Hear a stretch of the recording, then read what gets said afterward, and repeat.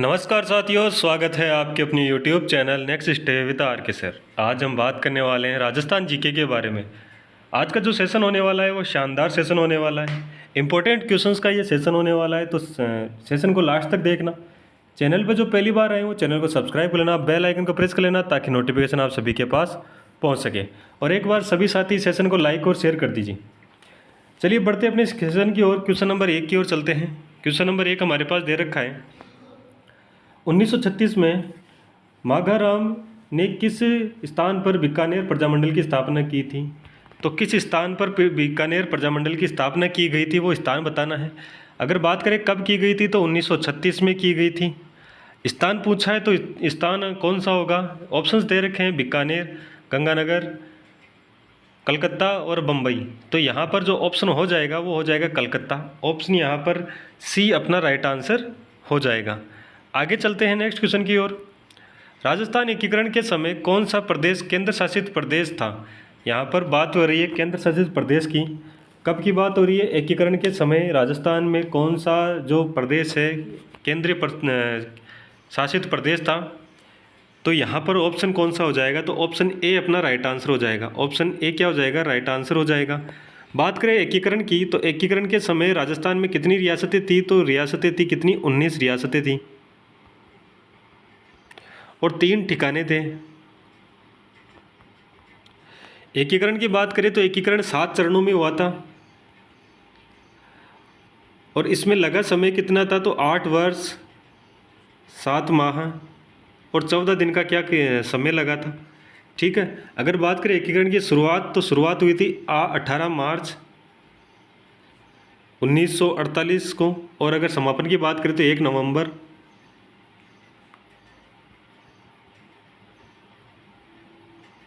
1956 को क्या हुआ था? समाप्त हुआ था। ठीक है, आगे चले नेक्स्ट क्वेश्चन की ओर।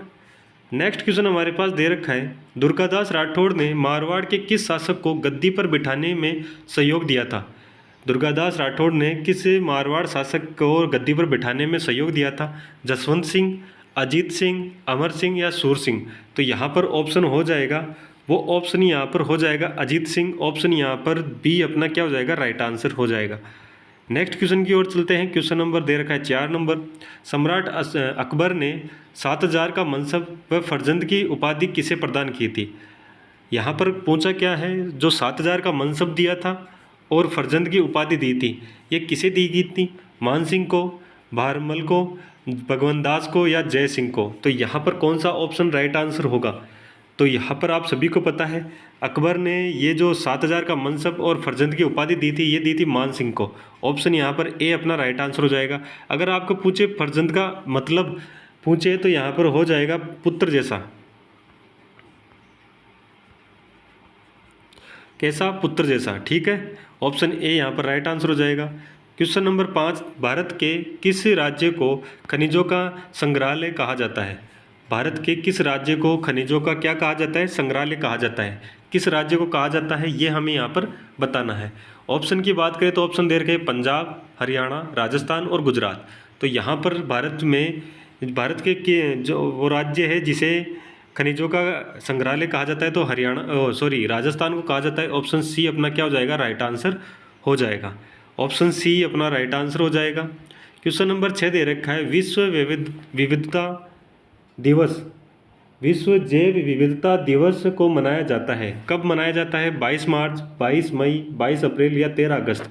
कौन सा ऑप्शन यहाँ पर राइट आंसर होगा? किसकी बात हो रही है? विश्व जैव विविधता दिवस की बात हो रही है। जो जैव विविधता दिवस है ये मनाया जाता है कब? तो ये मनाया जाता है 22 मई को। ऑप्शन यहाँ पर बी अपना क्या हो जाएगा? राइट आंसर हो जाएगा। अगर यहाँ पर आपको दे रखा है 22 मार्च, अगर 22 मार्च की बात करें तो 22 मार्च को क्या मनाया जाता है? तो ये विश्व जल दिवस मनाया जाता है। यहाँ पर एक और दे रखा है 22 अप्रैल दे रखा है, तो 22 अप्रैल को क्या मनाया जाता है? तो 22 अप्रैल को मनाया जाता है पृथ्वी दिवस। यहाँ पर एक और डेट दे रखी है क्या? 13 अगस्त। अगर 13 अगस्त की बात करें तो इस दिन कौन सा दिवस मनाए जाते हैं? तो इस दिवस मनाया जाता है विश्व अंगदान।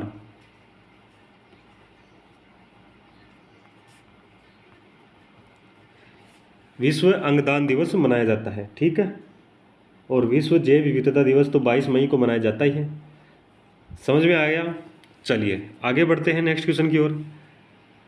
एक बार सभी साथी सेशन को लाइक और शेयर कर दीजिए। एक बार सभी साथी क्या करेंगे, सेशन को लाइक करेंगे और शेयर करेंगे। और चैनल पर जो साथी पहली बार आए हैं वो चैनल को सब्सक्राइब करें, बेल आइकन को प्रेस करें ताकि नोटिफिकेशन आप सभी के पास पहुंच सके। मर्त नदी के उपमा से निम्न में से किस नदी को जाना जाता है। देखो मर्त नदी है, ये मर्त नदी की उपमा है, किस नदी को दी गई है ये हमें यहाँ पर पूछा है। कांतली नदी को, काकानी नदी को, साबी नदी को या घग्गर नदी को। तो यहाँ पर ऑप्शन हो जाएगा 4 नंबर, यानी डी ऑप्शन अपना राइट आंसर हो जाएगा। मर्त नदी है वो किस नदी को कहा जाता है, घग्गर नदी को कहा जाता है, ठीक है। आगे चलते हैं नेक्स्ट क्वेश्चन की ओर। क्वेश्चन नंबर दे रखा है हमारे पास 8 नंबर। राजस्थान का प्रथम रोपवे किस जिले में शुरू किया गया। राजस्थान का प्रथम रोपवे है वो किस जिले में शुरू किया गया। तो यहाँ पर ऑप्शन कौन सा हो जाएगा। ऑप्शंस दे रखे हैं हमारे पास जालोर, कोटा, उदयपुर और बारा। तो यहाँ पर जो रोपवे की बात हो रही है, प्रथम रोपवे की, तो ये किस ज़िले में शुरू किया गया था। तो ये जालोर में किया गया था। ऑप्शन ए हमारे यहाँ पर राइट आंसर हो जाएगा। बात करें कहाँ पर, तो ये सुंदा माता मंदिर है ना, वहाँ पर।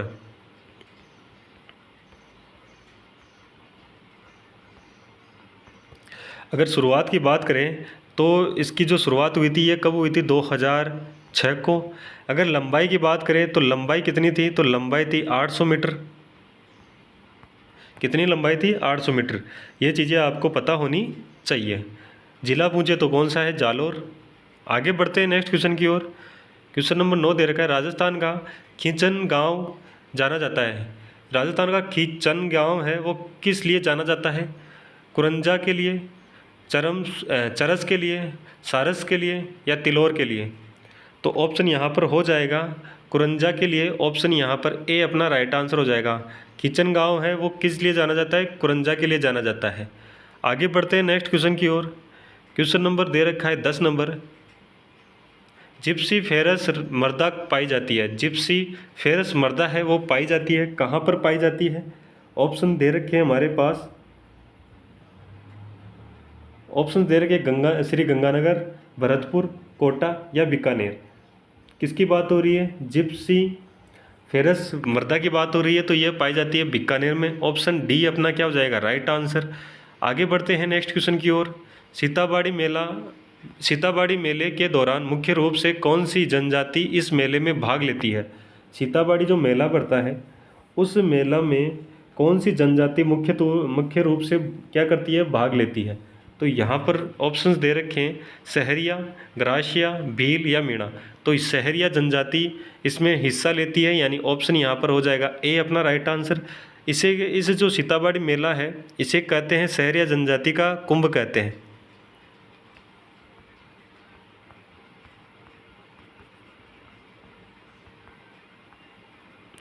सहरिया जनजाति का क्या कहते हैं, कुंभ कहते हैं, ठीक है। आगे चलते हैं नेक्स्ट क्वेश्चन की ओर। क्वेश्चन नंबर 12 की ओर बढ़ते हैं। क्वेश्चन नंबर 12 दे रखा है। निम्नलिखित को सुमेलित कीजिए। निम्नलिखित को क्या करना है, सुमेलित करना है। एक साइड दे रखी है पगड़ियाँ दे रखी है और एक साइड दे रखा है कब कब पहना जाता है। तो यहाँ पर अगर बात करें किसकी, लहरिया जो पगड़ी दे रखी है, लहरिया पगड़ी कब पहनी जाती है।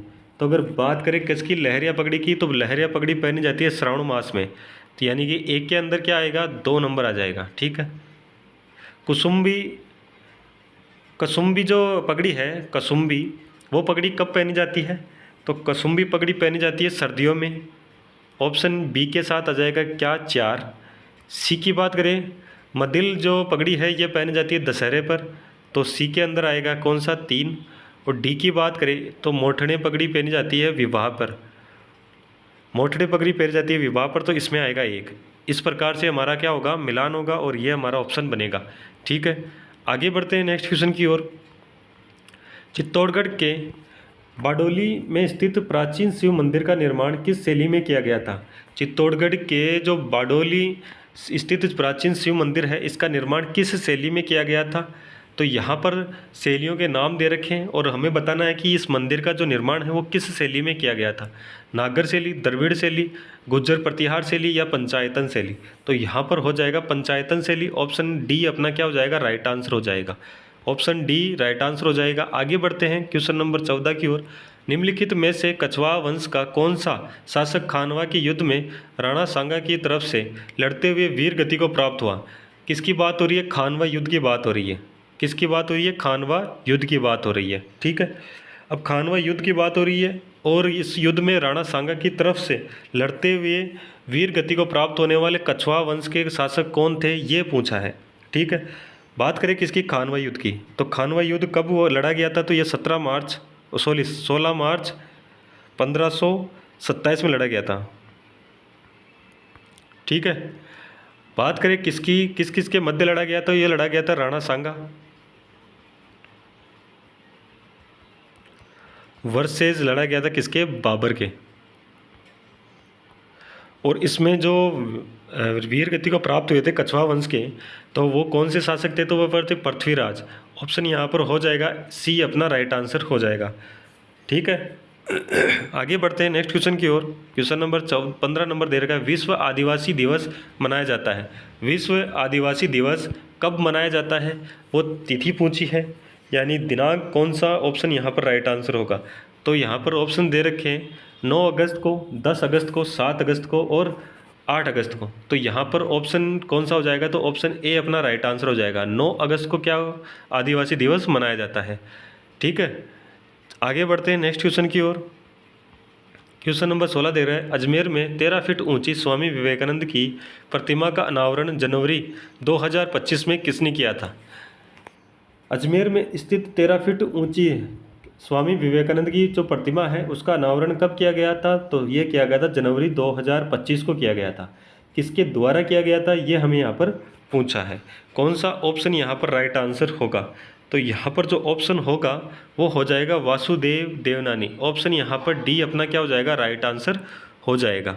वासुदेव देवनानी के द्वारा अनावरण किया गया था।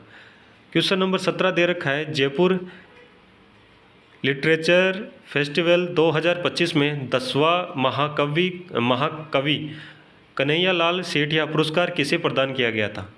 10वां जो पुरस्कार दिया गया था महाकवि कन्हैयालाल सेठिया, ये किसे दिया गया था? तो ऑप्शन यहाँ पर हो जाएगा, ऑप्शन दे रखा है बद्री नारायण। ऑप्शन यहाँ पर बी अपना राइट आंसर हो जाएगा। किसे दिया गया था? बद्री नारायण को दिया गया था। ऑप्शन बी अपना राइट आंसर हो जाएगा। ठीक है, अगर बात करें इस फेस्टिवल की, तो इस फेस्टिवल का जो संस्करण था, ये फेस्टिवल का संस्करण कौन सा था? तो 18वां संस्करण था। कौन सा था? 18वां था। ये भी आपको पता होना चाहिए। 18 नंबर दे रखा है, माणक अलंकरण पुरस्कार 2024 हेतु निम्नलिखित में से किसे दिया गया? तो माणक जो अलंकरण पुरस्कार है ये किसे दिया गया था 2024 का? यहाँ पर ऑप्शंस दे रखे हैं हमारे पास। कौन सा ऑप्शंस यहाँ पर राइट आंसर होगा? तो यहाँ पर जो ऑप्शन हो जाएगा महावीर शर्मा को दिया गया था। ऑप्शन कौन सा हो जाएगा? ऑप्शन हो जाएगा ए अपना राइट आंसर। अगर बात करें कौन सा, तो ये था 43वां। कौन सा था? 43वां था। ठीक है, अगर 42वां की बात करें तो 42वां दिया गया था अमित बैजनाथ शर्मा को, और अमित बैजनाथ गर्ग को दिया गया था। ऑप्शन यहाँ पर 2 हो जाएगा। कौन सा हो जाएगा? तो ये हो जाएगा 42वां। ठीक है, तो हमारा जो राइट आंसर होगा वो ए ऑप्शन हो जाएगा। ये जो पुरस्कार दिया जाता है ये किस क्षेत्र में दिया जाता है? ये किस क्षेत्र में दिया जाता है? तो ये दिया जाता है किसमें? पत्रकारिता क्षेत्र में।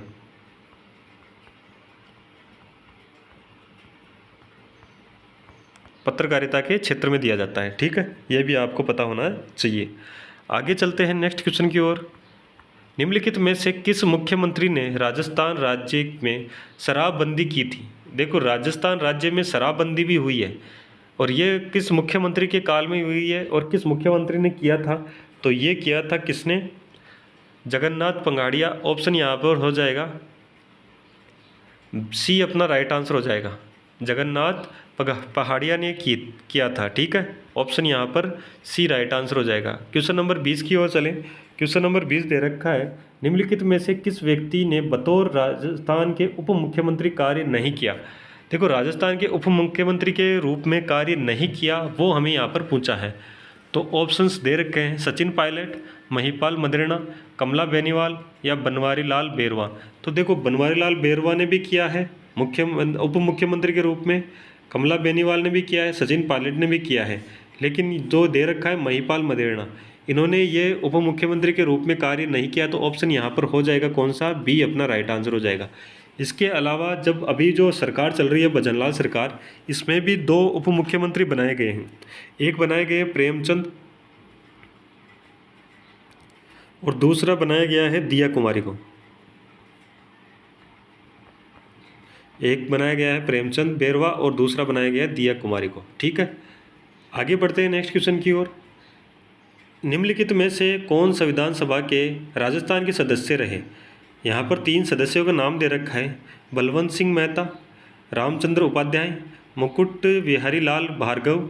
तो यहाँ पर कौन से हैं जो संविधान सभा के सदस्य रहे हैं राजस्थान से? देखो ये जो संविधान सभा है इसके सदस्य रहे हैं, तो यहाँ पर कौन सा ऑप्शन राइट आंसर होगा? तो देखो बलवंत सिंह मेहता भी रहे हैं, ठीक है, रामचंद्र उपाध्याय भी रहा है और मुकुट बिहारी लाल भार्गव भी रहे हैं। तो यहाँ पर हो जाएगा सी ऑप्शन अपना राइट आंसर हो जाएगा। तीनों रहे हैं तो सी ऑप्शन क्या हो जाएगा, राइट आंसर हो जाएगा। इसके अलावा अगर बात करें तो इसके अलावा भी रहे हैं, कौन रहे हैं? तो यहाँ पर माणिक्यलाल वर्मा भी रहे हैं, हीरालाल शास्त्री रहे हैं, जय नारायण व्यास भी रहे हैं, गोकुल लाल असावा भी रहे हैं, सरदार सिंह भी थे, जसवंत सिंह भी थे, राव बहादुर भी थे, ठीक है, और एक वीटी कृष्णाचारी भी रहे हैं। आगे बढ़े, क्वेश्चन नंबर 22। झेला आभूषण शरीर के किस हिस्से में पहना जाता है? झेला आभूषण पहना जाता है किस हिस्से में? कान में। तो ऑप्शन यहाँ पर हो जाएगा बी अपना राइट आंसर हो जाएगा। क्वेश्चन नंबर 23 की ओर चले। महाराणा सांगा द्वारा लड़े गए निम्नलिखित युद्धों का सही कालक्रम क्या है? यहाँ पर युद्ध दे रखे हैं, इन युद्धों का सही कालक्रम पूछा है, कौन सा होगा?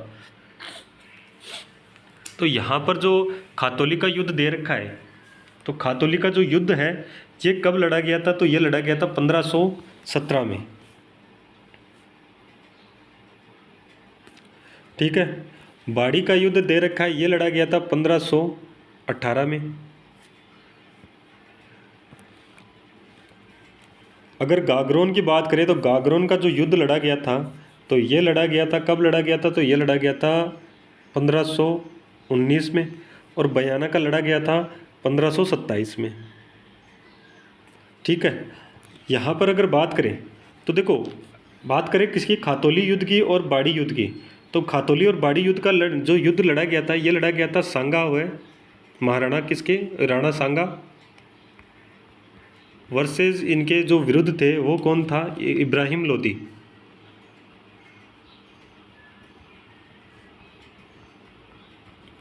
ठीक है। अगर गागरोन युद्ध की बात करें तो ये किसके विरुद्ध लड़ा गया था? तो ये सांगा वर्सेस रहा था इनकी, किसके विरुद्ध था? महमूद